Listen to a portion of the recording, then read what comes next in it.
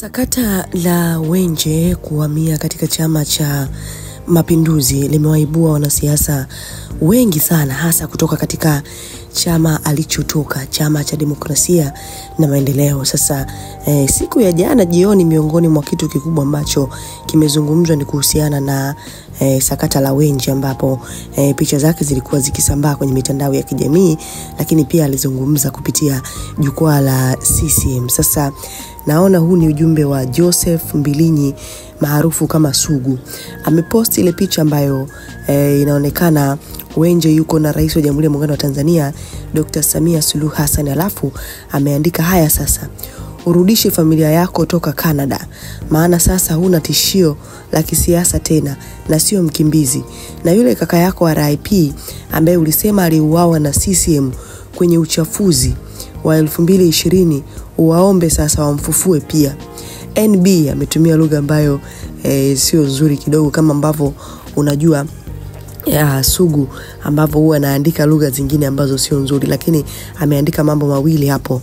Jambo la kwanza amemwandikia kwamba awaombe arudishe familia yake, lakini pili, kaka yake ambaye alifariki unaambiwa katika uchafuzi, ameandika hivyo, ila nahisi ni uchaguzi wa mwaka 2022, unaambiwa kwamba awaombe wamfufue kaka yao. Utakumbuka hii ni moja kati ya story ambayo siku ya jana watu wengi sana waliweka kwenye mitandao ya kijamii, siku ambayo Mnyika anamuuliza Wenje wakiwa kwenye jukwaa, anamwambia kwamba vipi una hati ya kutoka katika Chama cha Demokrasia na Maendeleo. Wenje alisema siwezi kutoka ndani ya chama hicho kwa sababu kaka yangu aliuawa, kwa hiyo namna hivyo. Ngoja nikuwekee sauti ya Wenje hapa alafu udondoshe maoni yako, lakini huo ni ujumbe wa Sugu namna hiyo. Sasa ngoja nipitie baadhi ya comment kupitia hii tweet ambayo Sugu ameposti. Mheshimiwa Wenje, nakushukuru. Unajua walikuwa wanasema sana maneno kwamba Wenje na yeye anaondoka. Sasa sikiliza Wenje. Sauti ya watu ni sauti ya Mungu. Umesimama jukwaani, umeona matumaini ya Watanzania na matakwa ya Watanzania. Nataka useme kauli mbele yao kwamba wewe sio sehemu ya watakao hama. Na useme kutoka ndani ya nafsi, Mwenyezi Mungu akiwa anakusikia. Peoples, inaonekana katibu mkuu ameshauriana na nabii. Kwa hapa inatengenezwa hiyo kwa midwife. Ndugu zangu, watu wa Geita na kanda ya Victoria, mimi ni mwenyekiti wa Chadema kanda Victoria. Hiki chama kimepewa matumaini ya watu wengi.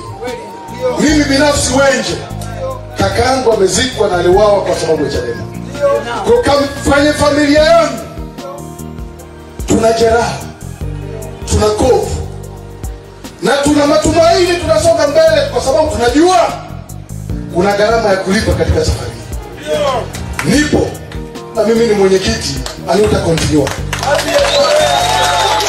Moja kati ya wadau ameandika chonde Sugu, bakiza akiba ya maneno, maana hata wewe huijui kesho yako kisiasa, na wewe siku ukihama tutasema sawa. Mtu mwingine ameandika safi sana, hakuna kuwaonea aibu hao madalali wanaoshirikiana na wauaji.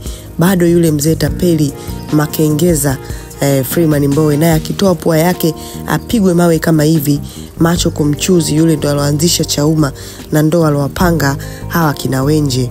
Mtu mwingine ameandika Taita fala sana. Mtu mwingine ameandika naomba siku nyingine uandike kama alivyokuwa anamwambia Mrema. Mtu mwingine ameandika nisingeona Mtu mwingine ameandika ngoja kwanza nikasikilize ngoma ya ninapotaka kuwa na dem kisha nitarudi kusoma comment hapa. Mtu mwingine ameandika kwa kweli makalio yake na vidonda. Mtu mwingine ameandika kamanda, simlisema dalali mzee wa pesa na Abduli povla nini sasa, dalali kaondoka kwenu. Sawa, hizo ndizo baadhi ya comment kufuatia ujumbe wa Sugu hapo. Nini maoni yako? Hii ni VOT Media, tumechangamka.